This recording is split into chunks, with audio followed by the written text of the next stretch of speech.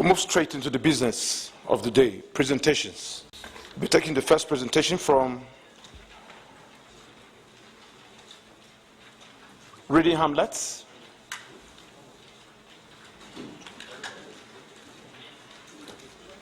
Are they here? Yes. Okay. Sorry.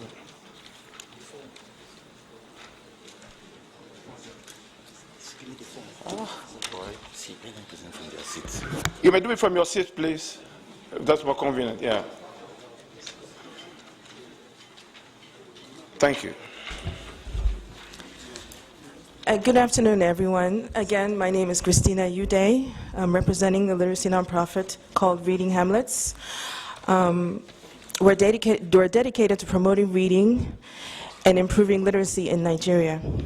And we were particularly interested in the education budget.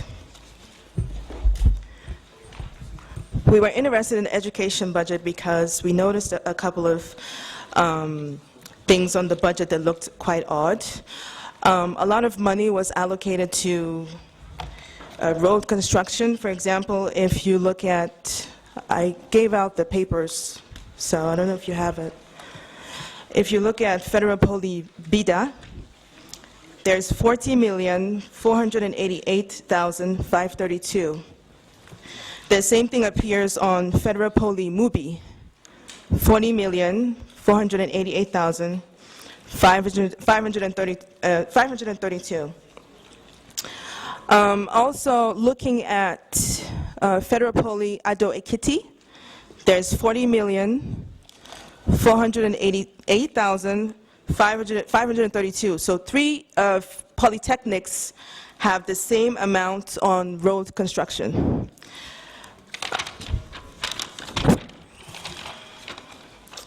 Moving to Federal Government College Education Katsina, same thing, roads, 43,793,156.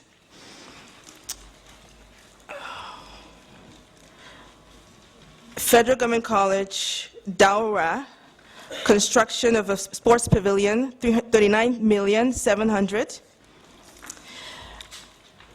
And then books, 308,015 was allocated for books. Now looking at Federal Government College Biring Yauri, they allocated 40 million to VIP toilets and bathrooms, and the library and books and equipment, 2.8 million.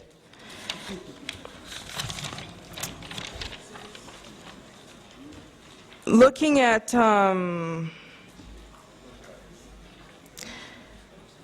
Federal Poly Okana, they allocated 120 million for the construction of road. There's no specification or anything like that. It just says construction of road, 120 million. Another one, Federal Poly Ile Oluji, 130 million naira. Construction, Federal Government College Abeokuta, construction of 2-kilometer road. Now moving to the secondary schools, Federal Government College Azare, on their budget, they have two construction of 3,000 meters fencing, and the total for the two, when you add up the two, it's 216 million. So our question is, why would you have it on the budget twice? Why is it on the budget twice? Moving to Federal Government College Garki, there are about 20 items on the budget, and they all have the same price, 400,237. We're asking, how can telephone, stationery, books, maintenance, vehicles, office furniture all have the same price? And 2 more I have listed here. Federal Government College Ijanikin, they have the same price. Books, newspapers, magazines, and security documents, 350,362.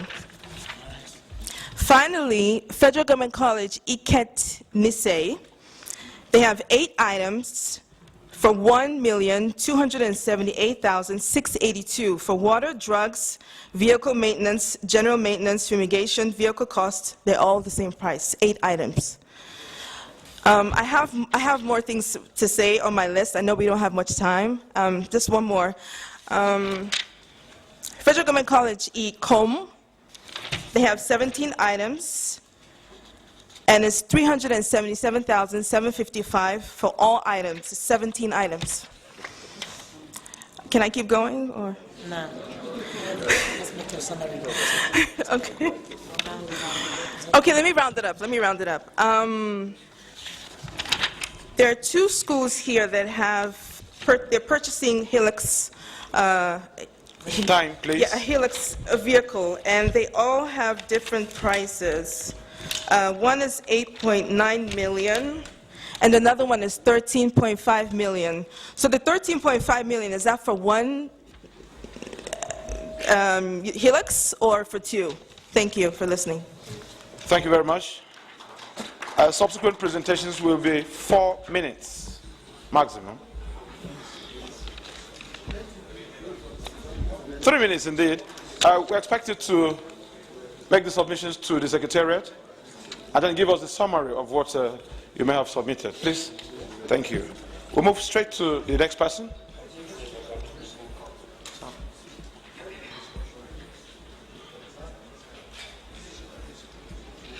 Go ahead. Who's the second person? We'll move to the next. Budget. It's not budget, budget. Yes, budget, yes. Please, your name and summary. Okay. Good evening, everybody. My name is Stanley.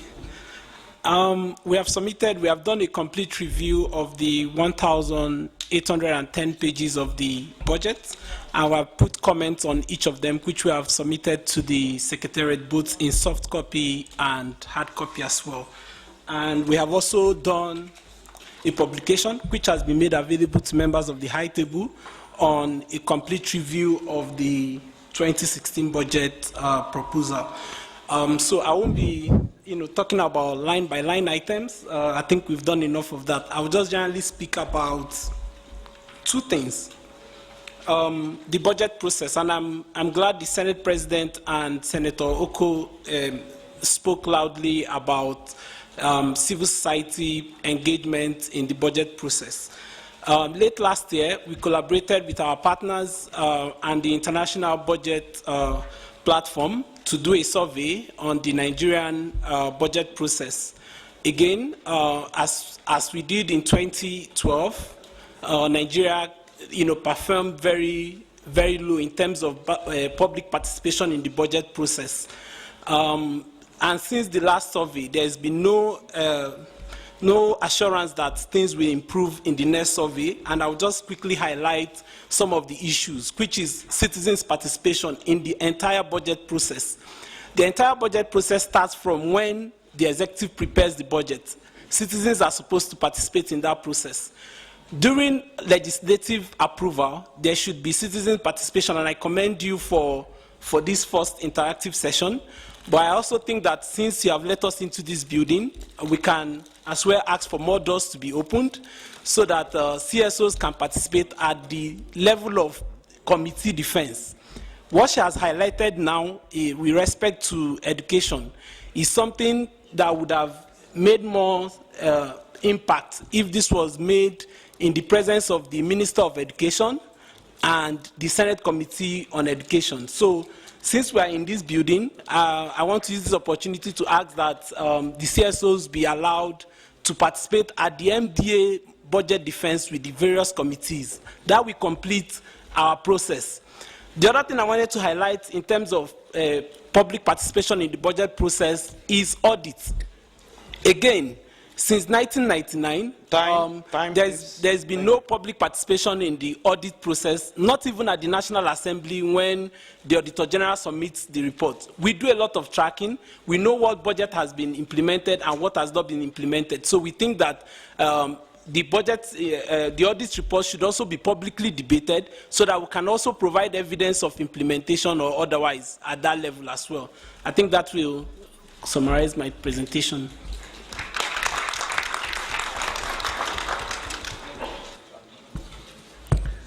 Thank you, Audit, and thank you, Reading Hamlet, for your contributions.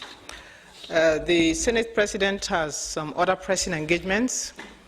I would crave your indulgence to allow him to take his leave, and we will continue, the committee will continue thereafter. But before he does, he wishes to make a statement or two in respect of the presentations that have been made and subsequent presentations that will be made. Thank you very much, Chairman of Civil Society. Once again, I am happy to be part of this afternoon. 2 points just before I take my leave is to assure you that one of the things we had planned, some of your submissions, findings today would be part of a report that the Committee on Civil Society will present to the subcommittees of the appropriation. So all the committees who are engaging with different ministries now will receive a summary of this report so that they can take into some of the observations. Ideal situation, which we hope it may be a bit late for 2016, is for 2017 we look at the possibility of participating at the committee level. But for 2016 we can still get these reports together and submit it to our committees so that when they are having their consideration with the ministries or doing the appropriation, that it to be considered. And I think that would be a great step in the right direction. Secondly, I also take note of the issue on the audit process, and I will look into that. And then also, finally, before I take my leave, we've always said that if we are going to lead, we have to also lead by examples. I keep on assuring you that that 115, definitely, we have said many times you're going to see in this budget process, we're going to break it down to what goes to the Senate, what goes to the House, what goes to the different departments. I assure you that. So I know I wanted to answer that question because I'm sure that's the question you're going to bombard my chair. So you don't need to bombard. I give you a shot. Before we complete the exercise of the budget process, that breakdown will be made to the public. I thank you once again, and we'll continue to work together. Enjoy yourself here today. It's, you can stay for as long as you want. May we please rise, please? As His Excellency, the Senate President takes his leave.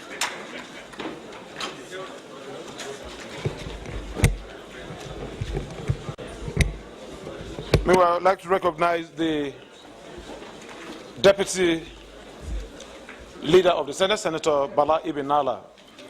Recognize you, sir.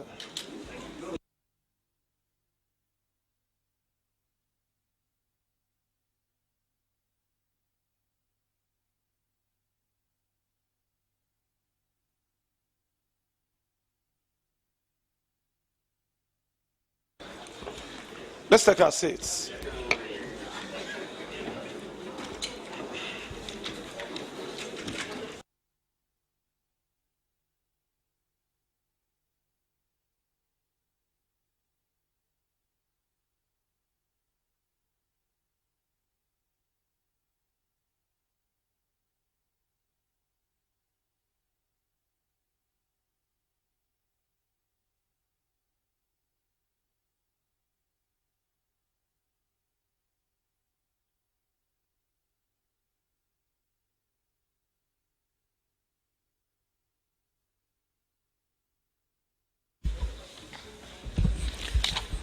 Distinguished ladies and gentlemen, the House is called to order again. We would crave your indulgence that we should speak to whatever document that we have. In other words, summarize what you have so that your presentation is not more than 5 minutes, because we have quite a number on the list. And there may still be others, after we have exhausted what we have here, that may still want to say a word or two concerning the 2016 budget. So I will go ahead and start with what I have here. And for those of you who do not have documented representation, please, after you make your contribution, let us have documents that we can work with thereafter. So can we have one campaign, please, if you are here? I'm here. Okay. Good afternoon, ladies and gentlemen. My name is Edwin Ikwere. I'm the country representative for One Campaign. But today, I'll be speaking on behalf of the Health Sector Reform Coalition of Nigeria, basically their position on the health budget. We've already made a submission to the Secretariat, so we are sure The documents are there available to them. But we want to make some very quick observations, which I think should be considered. The very first thing is that the 2016 health budget, as we see it, does not comply with the statutory provision of the National Health Act that was enacted in 2014. So we believe that consciously the government of Nigeria cannot work against its own law. So we believe that the provision for the Basic Healthcare Provision Fund that is in law, that has been passed and gazetted, should have at least reflected in this year's budget, which doesn't appear at all. So that is a major cry that we are making. Then another component we would like to highlight is the fact that unlike previous budget, particularly in 2015, in this year's budget, there is almost no line item that is dealing with the intervention on maternal and child health in this 2016 budget. We are sure you're already aware of that. During the defense, many issues would have come up, but it is important for us to state that with the huge challenges of 58,000 mothers giving HIV to their children during childbirth, we do not expect to see anything short of an emergency budget for the health sector. With 1 out of 7 children dying before they are 5 in Nigeria, we do not expect to see anything less than an emergency budget for the health sector. But what we have today, about 90% of the budget to the Ministry of Health is for tertiary hospitals, and the rest is just, is scattered among other agencies. So we are assuming that in the review of the 2016 health budget, if no line item is provided for the implementation of the National Health Act, that is an aberration in itself, and we think that that should be taken care of very seriously, and we are eager to see that change. We are eager to see that included. I would like to stop with that because we already have the submission with the Secretariat. Others will intervene at appropriate time. Thank you, One Campaign. Let me now call on Active Citizen to make their presentation. Thank you. Are we here? Yes. Good afternoon. Dewale Ajao here. Thank you for the opportunity. I'd like to point out a couple of things. There are lots of specific line items that are out there that we can point to as to the irregularity. But like the reader lady said, sorry, I can't remember, there's abnormal variation in the estimates that are there. You have one price for one agency for the same item, 10 times the price for a different item, for the same item. Now, even when there are specific details in the budget, you see that the prices do not, they don't match the reality of what is out there, even when you're buying retail. The government is a wholesale buyer, and I think that we can even enjoy much lower pricing than everybody else can pick up by walking into any outlets. Another problem we have is that there's no direct link to previous expenditure. We buy an item in 2014, in 2015 we want to buy the same item. What happened to what was purchased last year? We should make it a point of policy to have the life expectancy of whatever hardware we're buying or whatever services we're procuring so that anybody can refer to it easily. A major problem that we have, being more of digital natives, is that the data was released in a format that is not machine readable. We thank you very much. We thank the Budget Office for releasing the budget in PDF format, but that requires manual reading.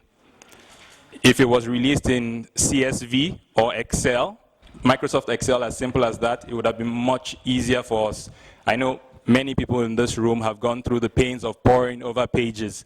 If we had a simple document, Microsoft Excel, CSV, we could have filtered and searched easily. Solution to that, or what we had to do to combat that, was to manually type in pages of the budget. And now we have a tool up at publicdata.ng. You can actually go there and search, filter things. It's a very simple intervention that can be done because we know that the application used to generate the budget can do that 2 clicks. Sorry, I'll just try to skip the things that the others have said. We appreciate this opportunity and would like this House to make sure that formal communication channels like this are established. This is done based on the initiative of the House. But if it is laid down, then our children don't have to go through weeks waiting for this kind of thing to happen after this assembly is no longer in place. Specifically, why it's painful is that we don't want our country to borrow to pay for excesses, things that will not translate to better lives for the people. So we need to make the budgets more open, let people be able to contribute, look at it, and save the country time and money. We shouldn't borrow in excess of our earnings, really. Thank you.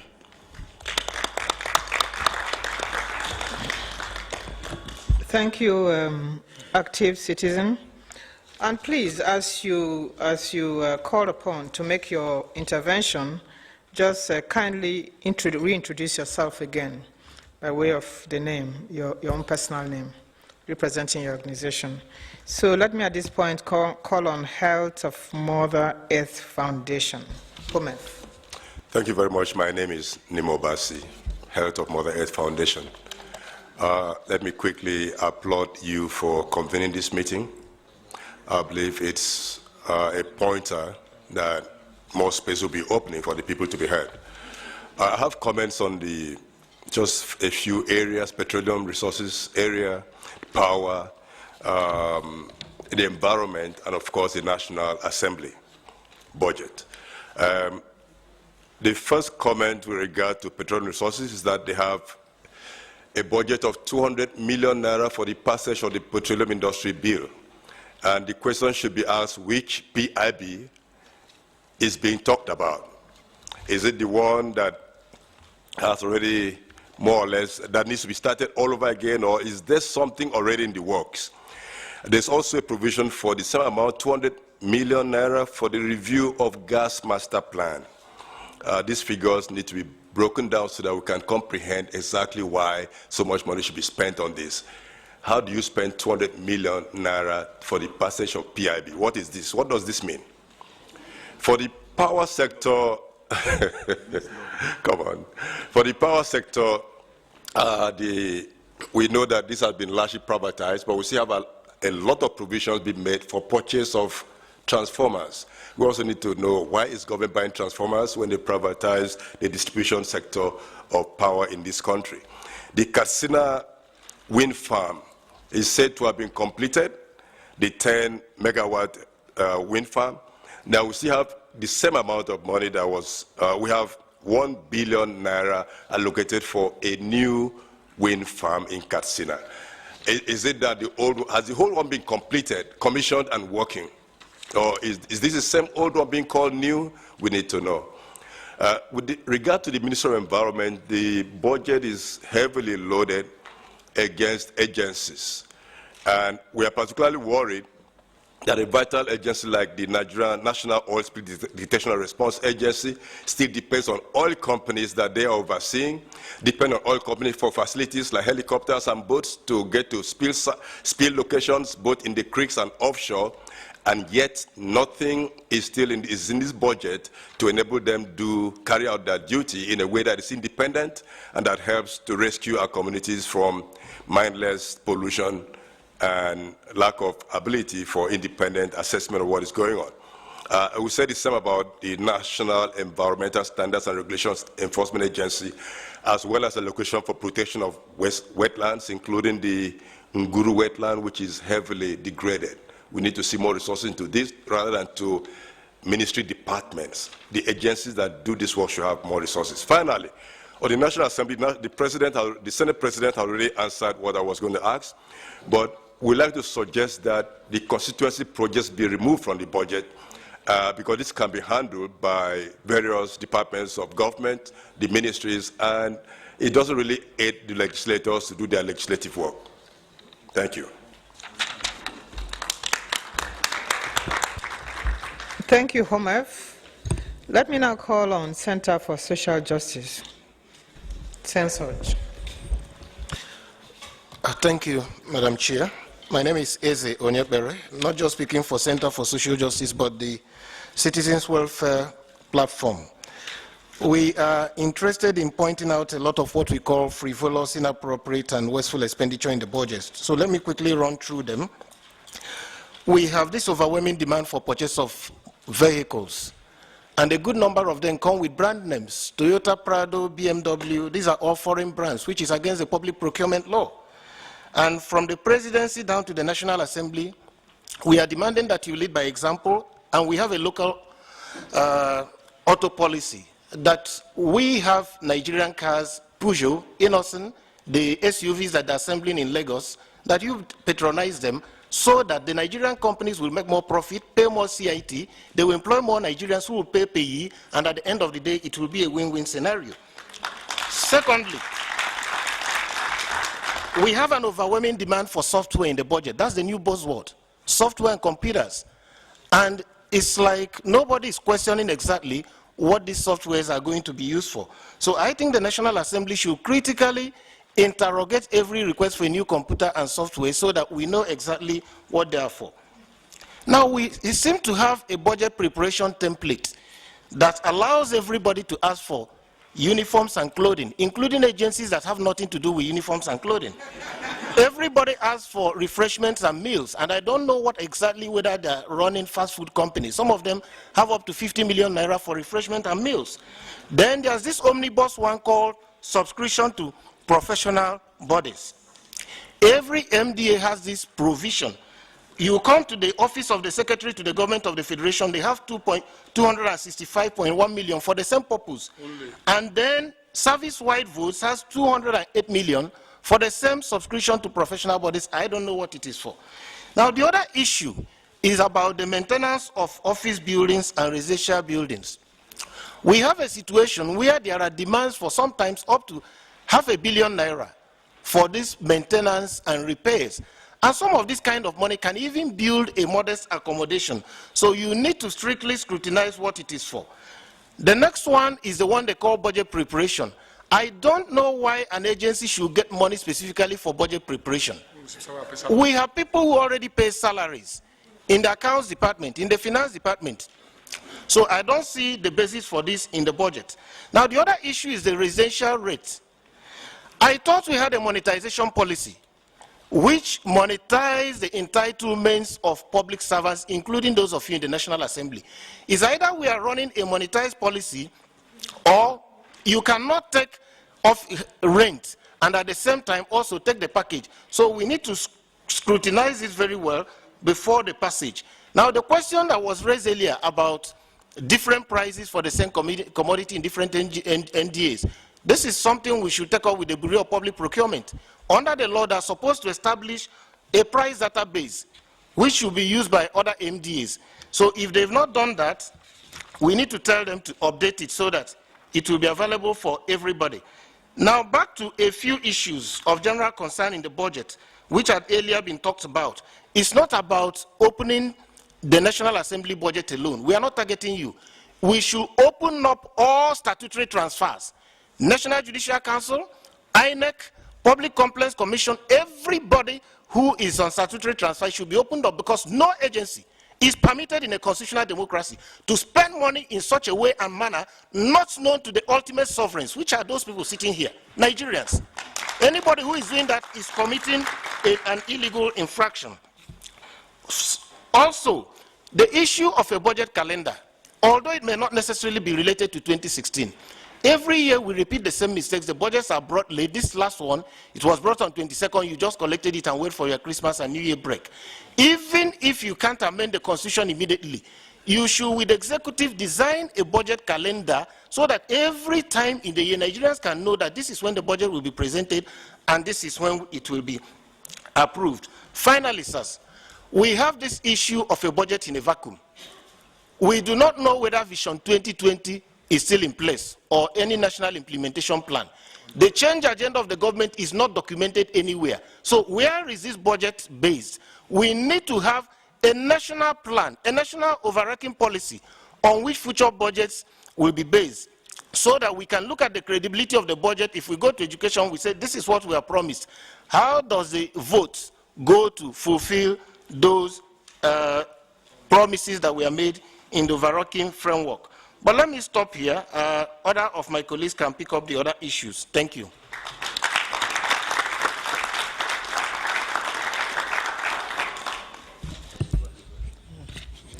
Thank you. Thank you, CSOs, for that very insightful contribution, for which all your colleagues applauded you so very much. Let me call on Foundation for Environmental Rights Advocacy and Development, FENRAD.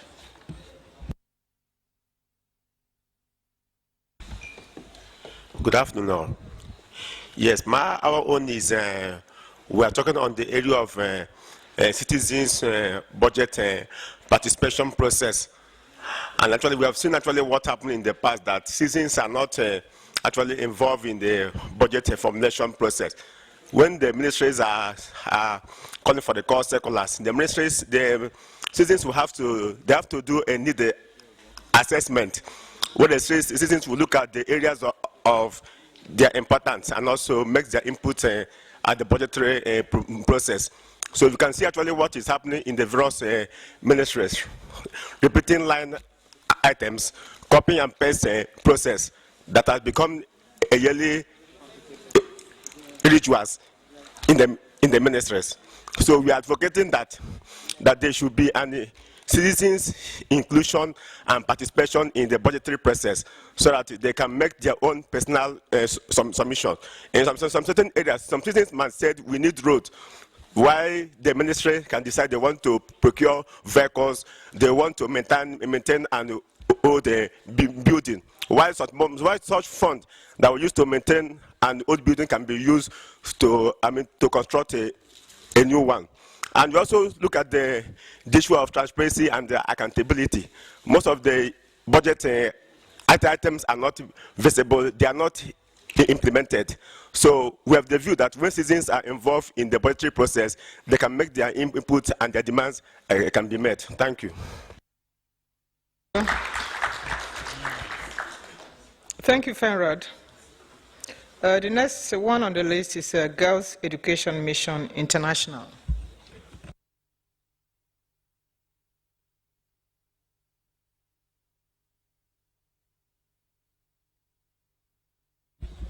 Are we here? Okay, if we are not here, is Initiative for Sound Foundation Relationship and Health. Are we here? Initiative for Sound Education, Relationship and Health. Okay. Okay. Yes, please. Thank you, Ma. Thanks for this opportunity to speak with you. And we would like to actually point out some things we want this house to do, rather than talking about figures. First of all, we want to talk about education. It's really disturbing, with the huge amount of money we voted in for education, that we do have none of the federal government's schools having university qualified students from the WAEC release status recently. None of them from the 4 federal university, federal government college made 5 papers in the WAEC. Now, this is really disheartening. And we always put blame of half-baked graduates on higher institutions.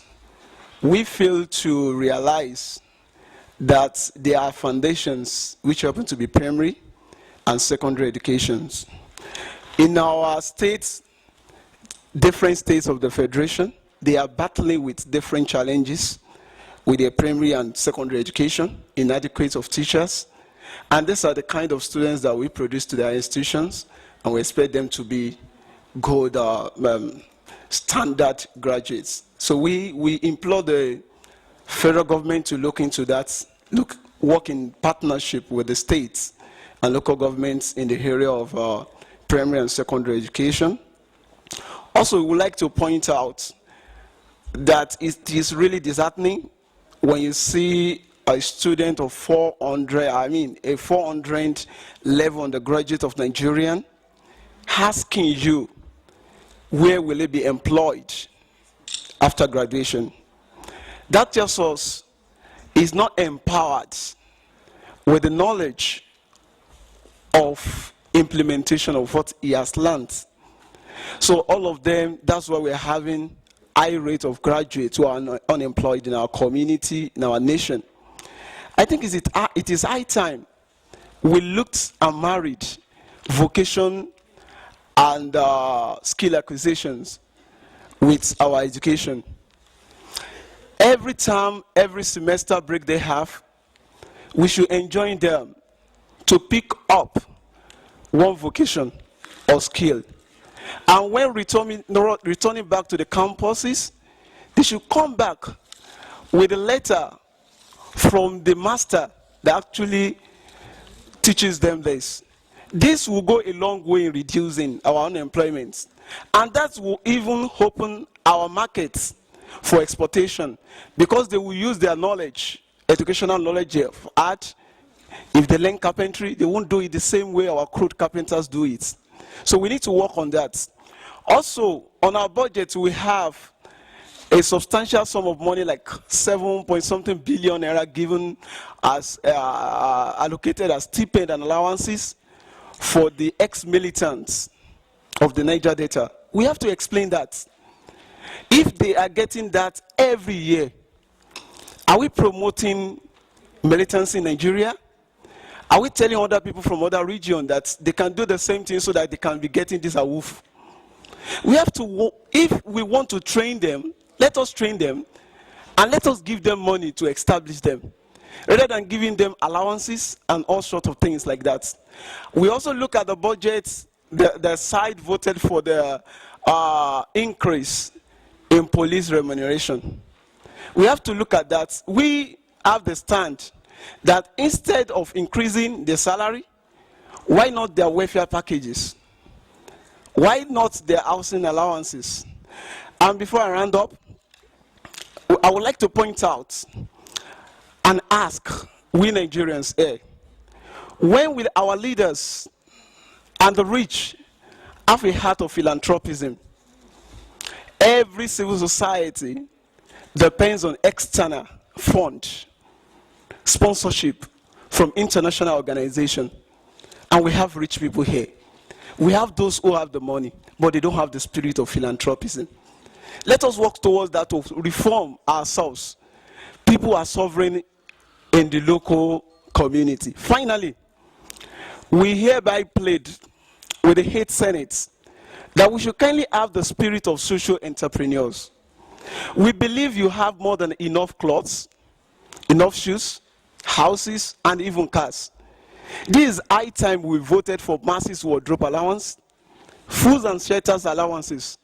These are the major 3 things Nigerians are asking from us. Thank you, and God bless Nigeria. Thank you, Isar. Let me call on Federal Public Administration Reform Program, FAIRPA.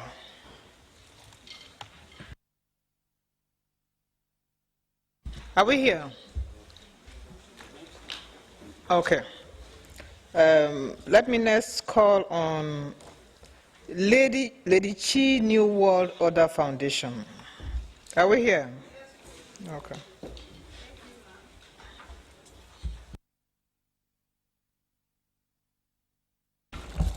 My name is Lady Chi Oriako, PhD. I'm the National President of Lady Chi New World Order Foundation. Our organization is a women NGO. We empower women, especially through agricultural cooperatives. We have looked at the budget proposal, and we saw a lot of duplications, which we could not understand. But our focus is mainly on women, as it were. However, we saw that 1/6 of the total amount in the budget representing about 17% of the amount, was proposed for debt service. And we feel that it's quite much for that to be allocated only for debt service. I think something should be done about it. Then we also saw that the money voted for Federal Ministry of Women Affairs under capital expenditure is grossly small and reveals huge insensitivity to the plight of women in Nigeria. You know, it's just about 1 billion that was given to them. And it's quite small for women, the whole women in the nation. We know that in the whole world and in Nigeria, we have two categories of human beings, men and women. I think we should be looking at future budgets along this side to cover women specifically. That's very poor, actually. More so, we saw that the office of the head of service of the Federation, what was allotted to that office is outrageous. And look at all the women. We are in the grassroots and engaged in agricultural activities. We know what we suffer in the grassroots. You know, women toil a lot in agriculture. And you find that even what was given as a special initiative for women participation in agriculture, water, sports, communication, technology, partnership with states, local government, women development, and the rest of it, we're all modeled up.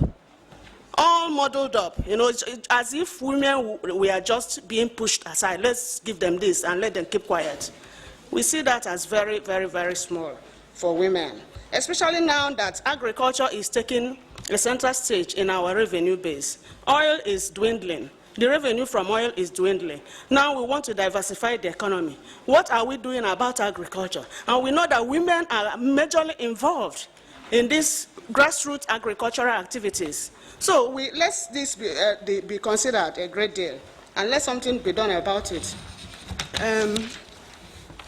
Even the National Council of Women's Society, nothing is mentioned about it. I have my document here. I'm going to submit it. But the issue about women, the budget for women is grossly small. That's the emphasis we are making. And let something be done about it. Thank you very much. Thank you so much, Lady Chinwoff. Let me call on. Your mic, please. Could you turn it off?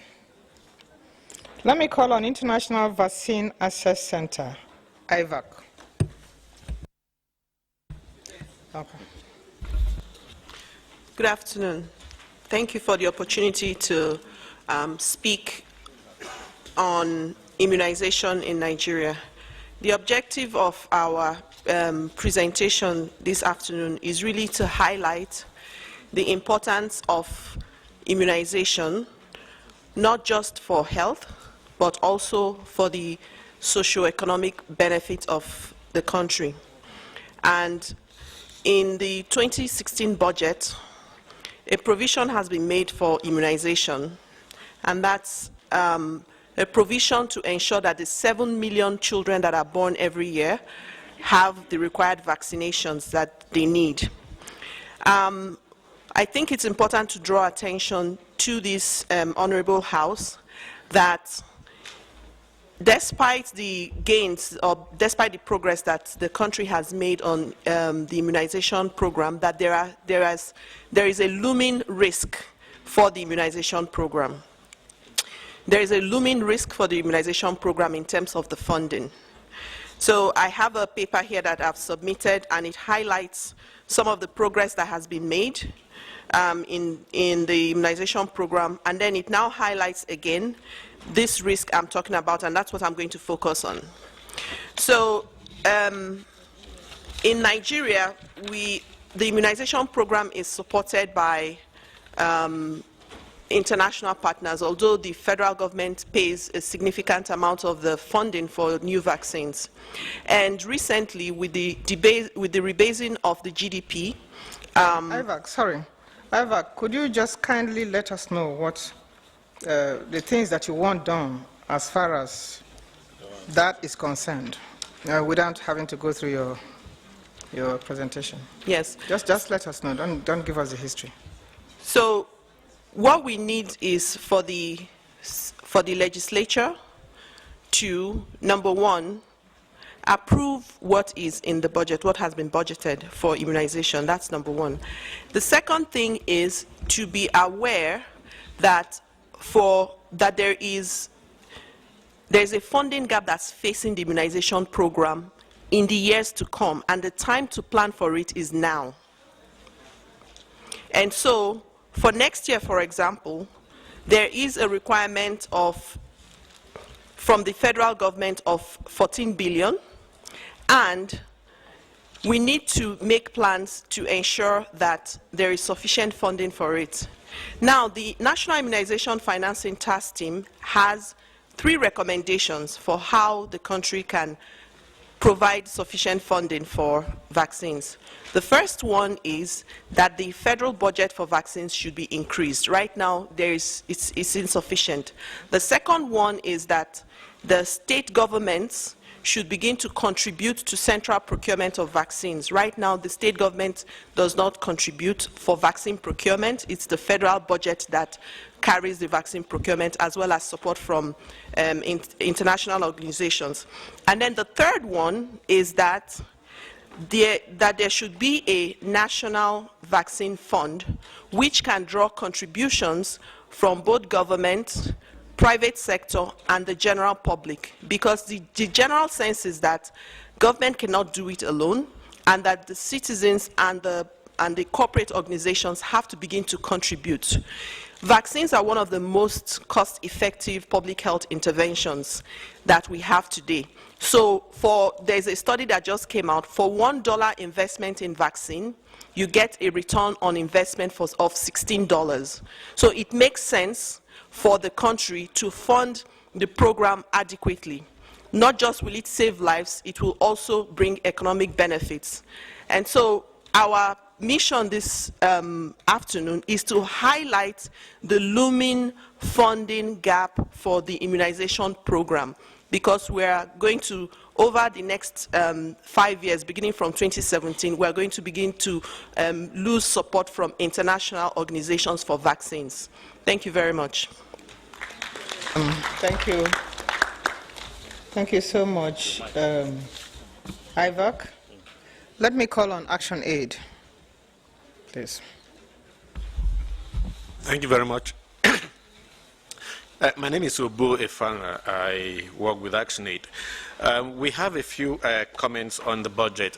We've actually prepared and sent in our submissions in 3 areas that we are interested in: agriculture, health, and education. Just on a general note, we are concerned about some of the, Eze had mentioned some of the seemingly frivolous expenditure in the budget. And we've always wondered what amounts to some of these expenses we see, like welfare package. This actually needs to be broken down, because you find it across virtually all the offices.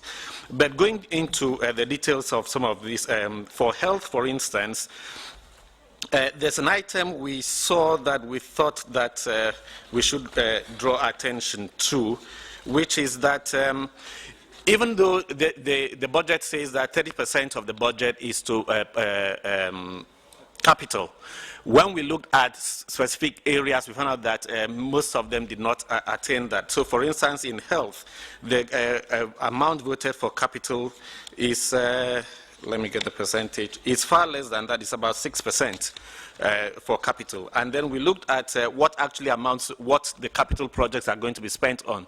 So, for instance, we looked at the University of Jos Teaching Hospital. Out of the amount they have for their, they have only 200 and something million, 228 million for capital budget. And of that amount, we commend them. They are going to spend about a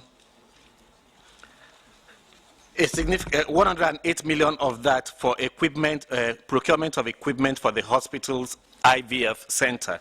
But we are concerned that they are going to spend 30 million naira in the renovation of Abuja Guest House or liaison office of the University Teaching Hospital. So our question is, why would the University Teaching Hospital require a guest house or a liaison office in Abuja, and they will have to spend 30 million naira in renovating it? We also found out that the budget for the National Health Insurance Scheme under the health budget, there's only 858.8 million naira, and it is for one single item, and it is a capital project, and it simply says purchase of office buildings. Our summary on the health budget is that, okay, we are also concerned that the medical center in the national in Aso Rock Villa is not captured under the Ministry of Health, but they are going to spend about 3.6 billion on capital expenditure, and it is specific for purchase of equipment. That the equipment are not specified, whereas many of the tertiary medical institutions, their spending on capital is nowhere near that figure. We think that the budget do not reflect participation, which this committee is trying to urge. So we expect that in future that they should get, each line ministry should work with its stakeholders in developing the budget. We've also made submissions on the education budget, and if I may look at some of we found out that there are a lot of repetitions in some of these. So if you take the case of FGGC Monguno, the following items are repeated: 1, 2, 3, 4, 5, 6. On the capital budget, it says procurement process, meeting of tender board, and award of contract. And for the 6 times they appear, there are different figures. First one is 62.7 million, 14.6 million, 19.9 million, 4.9 million, 16.8 million, and 6.6 million. We also find repetition of this in other areas. FGGC Ibilo, purchase of long span aluminum roof carcass. That's appearing 1, 2, 3 times. There's also tiling and screeding appearing 2 times, different prices. Plastering and painting, 10 laborer working in 2 weeks. That appears 2 times also. And for the agri budget, we have also... Sorry about this. You may want to round up now. So yeah, that's what I'm doing. So for the agri budget, we also have similar things happening. And importantly, we want to stress that for the agri budget, for instance, the percentage of the budget that is allocated to agri falls below the agreement taken by African heads of states, the Maputo Declaration that says 10% of the annual budget of the country should go to that, and this is far below that. Thank you. Thank you very much. Let me call on Association for the Advancement of Family Planning. Are we here? Yes, we are. Okay. Good afternoon, ladies and gentlemen. Our submission is on a philosophical level because most of the nitty-gritty things have been taken care of by my colleagues, but I will make overarching observations. And the 2 of them will be on commitments we have made both globally and locally. And then our focus is in maternal, newborn, child health. If you look at the demographics, you see that Nigeria has, our maternal mortality is 576 per 100,000 live births. And we lose more women than any other country, than no other country except India in terms of numbers. So we would expect that there will be a philosophy guiding our budgeting system to attack that. But if you look at our budgeting system from 2012, you see a gradual reduction of budgeting to the healthcare sector. In 2012, we had it at 6%. This new budget is at 4.2%. Whereas Nigeria signed a document when our president was the chairman of AU, way back in the year 2000, where they declared that every African state should minimum budget 15% of their national budget to health. Now, we have never attained more than 9%. Rather, we are gradually coming down. And that's what's reflecting in our women dying more than any other person. We have the midwifery service scheme that had just come on stream a few years ago that reduced maternal mortality by more than 40%. But sadly, in this year's budget, not a naira was budgeted for that scheme. The National Primary Health Care Agency is still struggling to pay arrears of salaries to some of the midwives that we are working that couldn't be paid for a year or two now. And yet this year, nothing was given to them. Now, in family planning happens to be a single bullet that can take care of most of the maternal health-related issues. Nigeria has a contraceptive prevalence rate of 10%, and it's remained 10% for 10 years. The last administration budgeted $3 million a year to procure commodities. They never released more than 1 million or 2 at a go. In the FP 2020 conference in London, they pledged additional $8 million a year.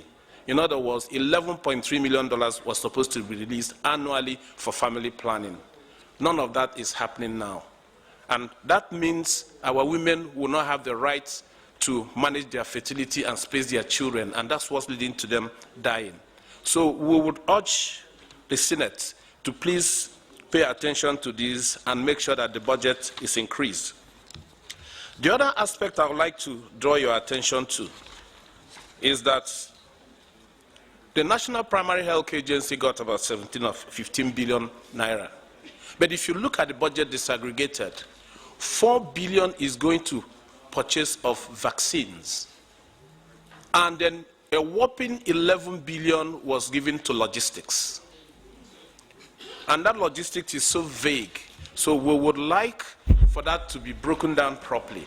And somebody did mention about the fact that we are going to be in trouble with vaccines soon because our vaccines procurement is heavily subsidized.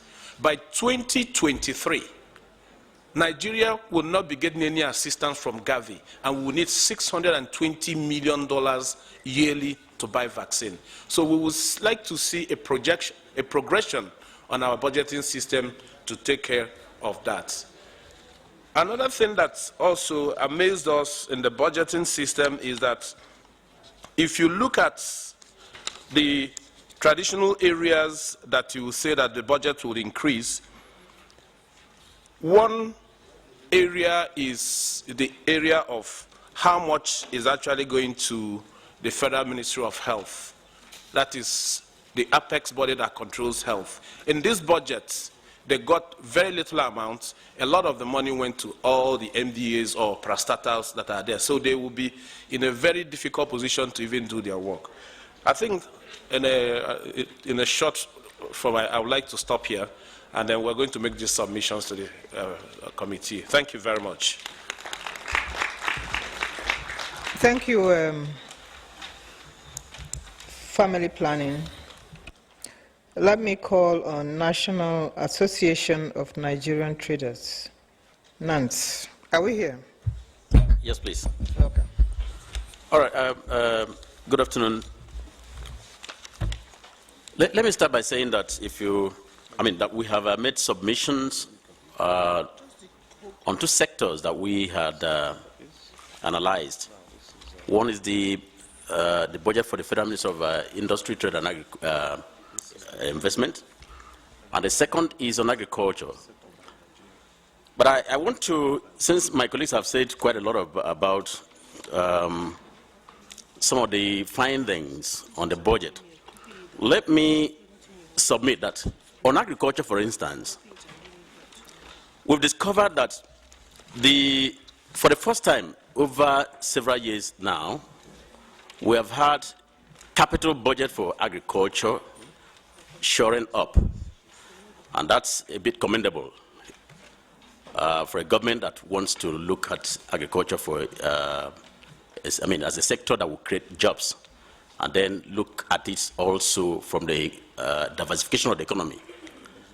But if you also go deeply into the structure of what is the content of the capital budget, sometimes you'll be asking yourself, are these capital indeed? Take, for instance, some of the things that have been mentioned earlier, that is, anyway, a ministry is repainting a building. Is that capital? What is the impact of that for small-scale farmer? That you're rebuilding an office in the ministry. Then if you zero it down to the budget proper, you see that 73% of the capital budget is given to the Federal Ministry of Agriculture and Rural Development, just at the headquarters there. 41 MDAs, I mean, parastatals that are under the ministry, got only 27. And of course, we know that the ministry is only there as a policymaker and, if you like, setting the pace. So it is lopsided, rather. Then, one other thing that is very significant is the trend of our allocation over the years for agriculture. And perhaps that's why we have remained import-dependent nation. In 2011, I mean, in 2012, for instance, it will surprise you that we had 1.66% allocated to agriculture of the overall budget. In 2013, 1.68. 2014, 1.43. 2015, 0.9. And here we are today, 1.26. And of course, we're talking about job creation. The president's speech, the budget speech itself, mentioned agriculture as a sector that will be used to create jobs for the youths. Again, deeply, you don't find anything concerning the youths in the ministry's budget. We're also dishonoring the Maputo commitment that we signed. No, we were not forced to sign these commitments, and I think we should adhere to them. Finally, there are some questions that will be coming up in the agriculture budget. There are beautiful, laudable instruments, tools that were used during the previous administration. Look at the growth enhancement scheme, for instance.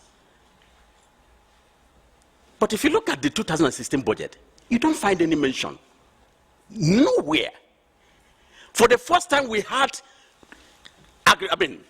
fertilizer getting directly into the small-scale farmer's hand. At least he had tested the fund for once. Today, you don't find anything mentioned there. Look at the youth employment in agriculture program, the YEP, founded in 2014. No mention. Look at the cassava bread initiative. No mention. Look at extension services. No mention. Look at the small scale farm. None of these things were mentioned in the budget. And the question then is, what is the status? Have they been abandoned? Are these part of abandoned projects? Where are we going to? Thank you very much.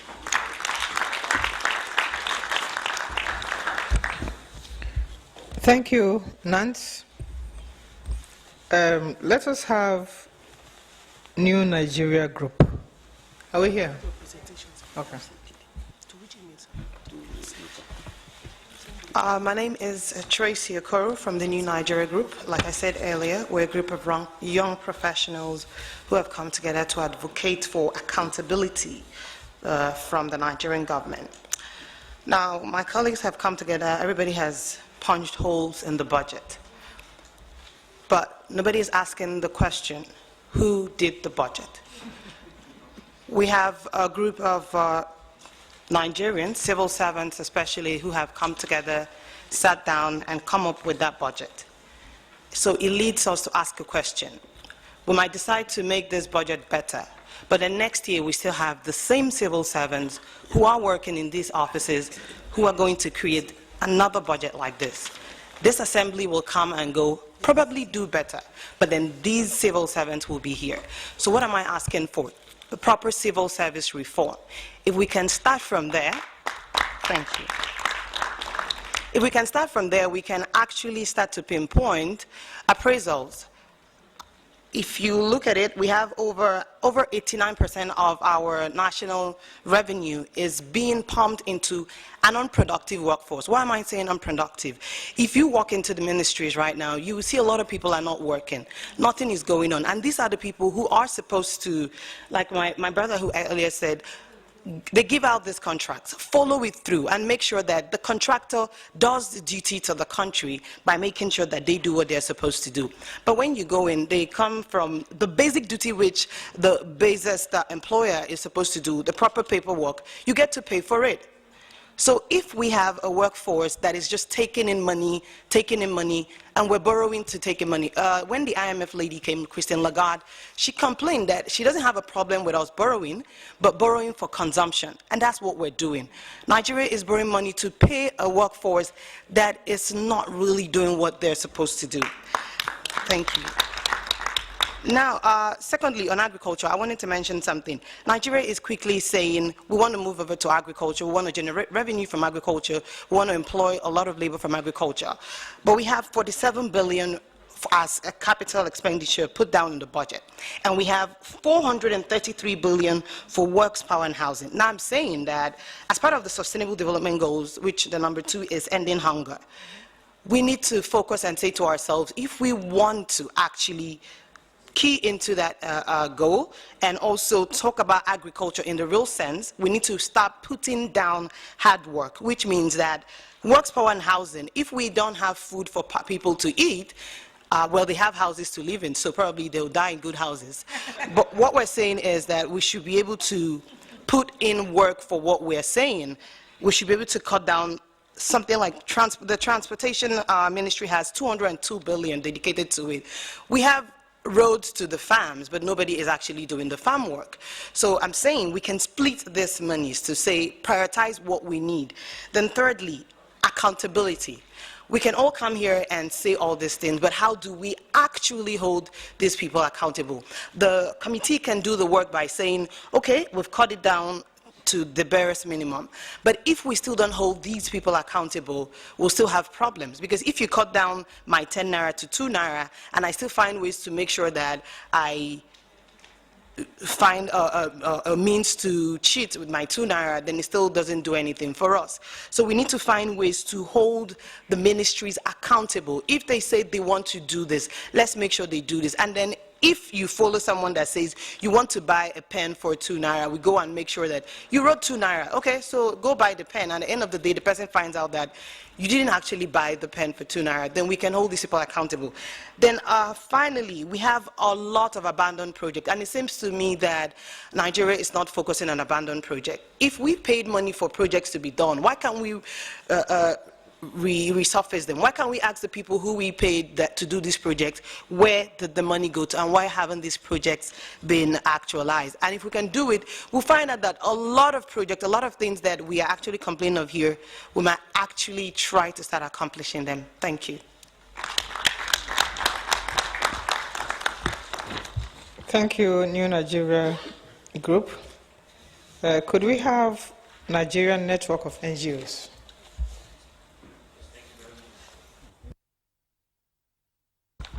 Thank you very much, Madam Chair. My name is Oebisi Oluseyi, and I work with Nigerian Network of NGOs.